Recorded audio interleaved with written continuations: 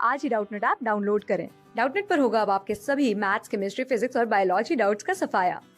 बस अपने क्वेश्चन की फोटो खींचो, उसे क्रॉप करो और तुरंत वीडियो सोल्यूशन पाओ। Download now. इस क्वेश्चन में हमें दिया गया है 3 solid sphere each of mass small m and diameter d are stuck together such that the lines connecting the center from an equilateral triangle of side of length d, the ratio I naught upon Ia of moment of inertia I naught of the system about an axis passing the centroid and about center of any of the sphere Ia and perpendicular to the plane of triangle is। यानी कि हमें question में क्या दिया हुआ है भाई, 3 solid sphere है। मान लो ये 1 है जो ए है, ये 2 है और ये 3 है। तीनों स्फीयर नजर आ गए हमें। अब हमें क्या दिया हुआ है, हमें ये भी दिया हुआ है साथ में कि हमें मोमेंट ऑफ इनर्शिया का रेशो निकालना। आई ओ क्या है, मान लो ये पॉइंट है अपना ओ, जो कि I O of the system about an axis passing through the centroid, यानी कि सेंट्रोइड ये है तो इससे पास करने वाली एक्सिस और इस प्लेन के परपेंडिकुलर, यानी कि इस तरह से इससे पास कर रही होगी कोई एक्सिस परपेंडिकुलर। जिस प्लेन में आप देख रहे हैं इस वीडियो को, उस प्लेन के जस्ट परपेंडिकुलर, यानी कि आपकी तरफ कोई एक्सिस अगर आ रही है और इस पॉइंट से पास कर रही है, उसके अबाउट मोमेंट ऑफ इनर्शिया निकालना है और ए के अबाउट मोमेंट ऑफ इनर्शिया निकालना है और उनका रेशियो निकालना है। ठीक है, तो भाई हमें क्वेश्चन में ये भी दिया गया है कि इक्विलेटरल ट्राइंगल जो बन रहा है उसकी लेंथ है डी, यानी कि डी आपको ये कंसीडर नहीं करना है, इसको भूल जाओ। ठीक है, इसको हटाओ सवाल से और कॉन्सेंट्रेट करो, डी है अपने पास में ये वाली दूरी। ठीक भाई, अब देखो क्योंकि ये सेंट्रोइड है और सेंट्रोइड कहाँ पे आता है, अगर मैं सी से बात करूँ, इस पॉइंट को मैं पी मान लेता हूँ, तो पी से सी की जो दूरी होगी पी सी, वो कितनी हो जाएगी, वो हो जाएगी side of equilateral triangle divided by √3। क्यों हो जाएगी भाई, क्योंकि मुझे पता है ये पूरा का पूरा जो एंगल है वो 60 डिग्री का है, यानी कि ये वाला कितना हो गया 30 डिग्री। ठीक है, और इस तरह से मैं यहाँ से इस दूरी को निकाल सकता हूँ। अब देखो अगर आपको निकालना है तो उसको मैं निकाल के भी दिखा देता हूँ। देखो अगर मैं यहाँ से परपेंडिकुलर डालूंगा तो ये 2 पार्ट में डिवाइड कर देगा, यानी कि d/2 d/2, क्योंकि इक्विलेटरल ट्रायंगल है और सेंट्रोइड से अगर परपेंडिकुलर डालूंगा तो इस साइड को ये 2 पार्ट में डिवाइड कर देगा। अब ये एंगल 30 है, क्योंकि इक्विलेटरल ट्रायंगल है तो टोटल एंगल कितना होगा 60, और बीच में से इसका अगर मैं बाइसेक्टर लेता हूँ तो इधर वाला एंगल हो जाएगा 30। तो cos 30 में क्या लिख सकता हूँ भाई, cos 30 को लिख सकता हूँ मैं ये वाली लेंथ, यानी कि बेस अपॉन ये हाइपोटेनस, यानी कि d/2 डिवाइडेड बाय पीसी, यानी कि पीसी की जो वैल्यू आ जाएगी यहाँ से वो आ जाएगी d/2 डिवाइडेड बाय √3/2 cos 3 की वैल्यू। ठीक है, तो आएगा d/√3। तो यहाँ से हमें ये भी पता चल गया कि कैसे हमने पीसी को निकाला। अब भाई पीसी के अबाउट मोमेंट ऑफ इनर्शिया लिखना है, तो फटाफट से देखो पीसी के अबाउट मोमेंट पी के अबाउट मोमेंट ऑफ इनर्शिया लिखना है। तो कैसे लिखेंगे, मोमेंट ऑफ इनर्शिया पहले स्फीयर का, ये पहला स्फीयर है, ये दूसरा स्फीयर है और ये तीसरा स्फीयर है। ठीक है, तो पहले स्फीयर का मोमेंट ऑफ इनर्शिया क्या हो जाएगा, आई नॉट से दिखा रहे हैं इसको, क्योंकि मैं पी के अबाउट निकाल रहा हूँ। सॉरी, ये पॉइंट वैसे ओ है तो इसको ओ मान लेते हैं, पी नहीं मानते हैं तो ओ मान लेते हैं, ओ सी हो जाएगा ये। ठीक है, तो ओ के अबाउट अगर मैं निकालता हूँ तो आई नॉट आएगा पहले वाले का मोमेंट ऑफ इनर्शिया, यानी कि ये वाला स्फीयर जो है, ठीक है, ये वाला स्फीयर। अब देखो इसको थोड़ा समझने की कोशिश करते हैं, क्योंकि यहाँ पे हमें थ्योरम वगैरह यूज करनी पड़ेगी, तो डायग्राम को फिर से कंसीडर करते हैं। रिकंसीडर करने के बाद हमें पता चलेगा कि स्फीयर जो है उसके खुद के सेंटर ऑफ मास से जाने वाली एक्सिस के अबाउट जो मोमेंट ऑफ इनर्शिया होता है वो कितना होता है, वो होता है 2/5 m r²। अगर उसकी रेडियस r है तो m r² हो जाएगा। ठीक है, अब डायमीटर डी दिया हुआ है हमें। ठीक है, अगर डायमीटर डी है, चलो ये बात भी सही लिखी हुई है यहाँ पे, इसको भी कंसीडर कर लेते हैं। मैंने बोला था इसको गलत मानना है, लेकिन ये सही है, डायमीटर डी है। ठीक है, अगर डायमीटर डी है तो इसका मतलब रेडियस कितनी हो गई d/2। तो r की जगह क्या लिख सकता हूँ d/2, तो ये हो जाएगा d²/4। तो भाई यहाँ तो आ जाएगा d²/4 आ जाएगा। ठीक है, ये तो हुआ ए स्फीयर का अपनी एक्सिस के अबाउट। अब आपने एक थ्योरम पढ़ी होगी, पैरेलल एक्सिस थ्योरम।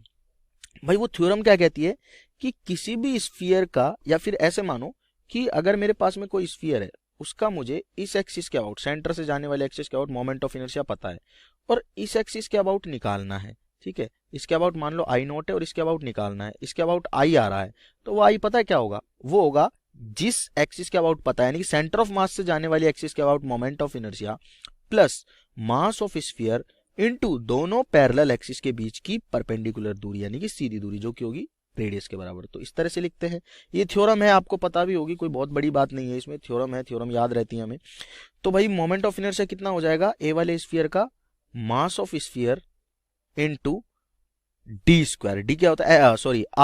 r क्या है, यहां से और यहां तक की दूरी, यानी कि वो दूरी होगी ओ ए, तो आ जाएगा ओ ए का स्क्वायर। तो ओ ए का स्क्वायर कितना लिखेंगे, ओ ए तो डी बाई रूट थ्री है, तो आ जाएगा D square by root three का स्क्वायर, तो आ जाएगा sorry D by root three का स्क्वायर, तो आ जाएगा डी स्क्वायर बाई थ्री। ठीक है, तो ये आई नॉट हो गया ए स्फीयर का, मतलब ए स्फीयर का ओ एक्सिस के अबाउट मोमेंट ऑफ इनर्शिया आ गया ए स्फीयर का। कितना आ गया, पहले तो खुद के एक्सिस के अबाउट प्लस इस एक्सिस के अबाउट, तो पैरेलल एक्सिस थ्योरम से हमने निकाल दिया। ठीक है, अब सिमिलरली बी का आएगा और सिमिलरली सी का आएगा, क्योंकि आइडेंटिकल है, तीनों का मास वास सेम दिया हुआ है, मास सेम दिया हुआ है ना, और डायमीटर भी सेम है, तो आइडेंटिकल स्फीयर हो गए। दूरी भी सेम ही है इनकी ओ एक्सिस से, बी की भी सी की भी, तो क्या मैं इसको 3 से मल्टीप्लाई कर दूं डायरेक्ट? अगर 3 से मल्टीप्लाई करूंगा तो ये बिल्कुल क्या बन गया, आई नॉट बन गया तीनों स्फीयर का। अब मुझे तीनों स्फीयर का मोमेंट ऑफ इनर्शिया देखना है ए के अबाउट, तो ए के अबाउट देखूंगा तो देखो, जो ये पहला वाला स्फीयर है खुद के अबाउट क्या होता है इसका, 2/5 एम आर स्क्वायर, तो आर की वैल्यू क्या है, डी बाई टू, तो हो जाएगा डी स्क्वायर बाई 4। तो ये तो हो गया ए स्फीयर का। प्लस बी स्फीयर का मोमेंट ऑफ इनर्शिया क्या होगा, ये दूरी भी डी के बराबर है, क्योंकि साइड इक्विलेटरल की डी दे रखी है, तो यहां से पहले खुद के अबाउट लिखूंगा डी का, तो डी का खुद के अबाउट सॉरी बी का खुद के अबाउट लिखूंगा तो कितना आएगा, 2/5 M D square by 4, plus ये तो इसके खुद के एक्सिस के अबाउट हो गया। अब लिखना है मुझे एक्चुअल में इस एक्सिस के अबाउट, तो क्या लिखते हैं, मास ऑफ बी इंटू दूरी का स्क्वायर दोनों के बीच की। ठीक है, जिस एक्सिस के अबाउट पता है, इसके अबाउट पता है मुझे, और इसके अबाउट निकालना है, तो इन दोनों पॉइंट के बीच की दूरी कितनी, इन दोनों एक्सिस के बीच की दूरी कितनी है, डी है, तो एम डी स्क्वायर आ गया। ठीक है, ये बी एक्सिस बी स्फीयर का मोमेंट ऑफ इनर्शिया आ गया किसके अबाउट, ए के अबाउट। अब सी का क्या होगा, सी का जो होगा वो हो जाएगा अपने पास में 2/5 एम डी स्क्वायर बाई 4 खुद के अबाउट, ठीक है, इस एक्सिस के अबाउट, और मुझे निकालना है ए के अबाउट, तो ए के अबाउट अगेन वही, ये दूरी डी है, तो कैसे लिखेंगे भाई, ये हो जाएगा अपने पास M mass of solid sphere M C, और दोनों एक्सिस के बीच की दूरी ए और सी के बीच की दूरी तो कितनी है, डी है, तो एम डी स्क्वायर हो जाएगा। ठीक है, तो भाई इसको सॉल्व कर लेते हैं। ये आई ए की जो वैल्यू है वो अपने पास कितनी आ जाएगी, 2/5 M D square by 4 plus ये हो जाएगा अपने पास में 2/5 एम डी स्क्वायर बाई 4, और 2/5 एम डी स्क्वायर बाई 4 क्या हो जाएगा, 4/5 एम डी स्क्वायर बाई 4। ठीक है, 4/5, क्योंकि 2/5 2/5 तो कितना, 4/5 हो जाएगा, और हो जाएगा M D square by 4 plus M D square कितना, 2 एम डी स्क्वायर। ठीक है, तो भाई ये अपने पास में कुछ ऐसा बन जाएगा, 4 से 4 कैंसिल आउट हो जाएगा, तो अपन क्या करते हैं यहाँ पे बीस एलसीएम ले लेते हैं। बीस एलसीएम ले लेंगे तो ये 20 हो रहा है, तो ये आ जाएगा 2 एम डी स्क्वायर प्लस यहाँ पे क्या आ रहा है, देखो 5 से 4 टाइम कैंसिल आ रहा हो, तो 4 एम डी स्क्वायर प्लस ये 20 टाइम आ रहा है, तो 20 इंटू 2 कितना हो जाएगा भाई, 20 इंटू 2 हो जाएगा 40 एम डी स्क्वायर। तो कितना आया अपने पास में, देखो इसका सॉल्यूशन आया अपने पास में 46 एम डी स्क्वायर बाई 20, या मैं इसको लिख भी सकता हूँ कि भाई 23/10 इंटू एम डी स्क्वायर, ये तो आ गया आई ए की वैल्यू। ठीक है, अब मुझे आई नॉट की वैल्यू भी थोड़ा सिंप्लीफाई करके लिख लेता हूँ, तो आई नॉट को फिर से यहाँ पे आके रिकंसीडर करता हूँ, चलो यहीं पे सॉल्व कर देता हूँ, यहाँ तक आने की जरूरत ही नहीं पड़ेगी। यहीं पे अगर रिकंसीडर करें अगर आई नॉट को, तो आई नॉट की वैल्यू क्या बन जाती है, देखो ये बन जाएगा अपने पास में 6, या फिर 2 से 2 कैंसिल आउट कर लो तो हो जाएगा 3, देखो यहाँ से लिखते हैं 3 M D square by 10 plus 3 को मल्टीप्लाई करो दोबारा अंदर तो कितना हो जाएगा एम डी स्क्वायर, तो 10 से अगर इसको मल्टीप्लाई करता हूँ तो कितना आ जाता है 13 एम डी स्क्वायर बाई 10। ठीक है, ये आ गया अपने पास में आई नॉट की वैल्यू। तो वही इसको सॉल्व करते हैं अपन, आई नॉट की वैल्यू होगी 13/10 एम डी स्क्वायर, और यहाँ से आई ए की वैल्यू होगी 46/20 एम डी स्क्वायर, तो आई नॉट बाई आई ए की जो वैल्यू निकालनी थी हमें वो कितनी आ जाएगी, देखो 13/10 M D square divided by 46/20 M D square, ऐसा ही आया। तो 10 से 2 टाइम्स कैंसिल आउट हो गया, ये आ गया 23। ठीक है, एम डी स्क्वायर से M D square cancel out, तो 13/23 जो है वो आ गया आपका करेक्ट आंसर। तो देखो 13/23 कौन सा ऑप्शन, ए है, तो option A is correct. Class 6 से 12 से लेके नीट, IIT, JEE मेंस और एडवांस के लेवल तक 10 मिलियन से ज्यादा स्टूडेंट्स का भरोसा।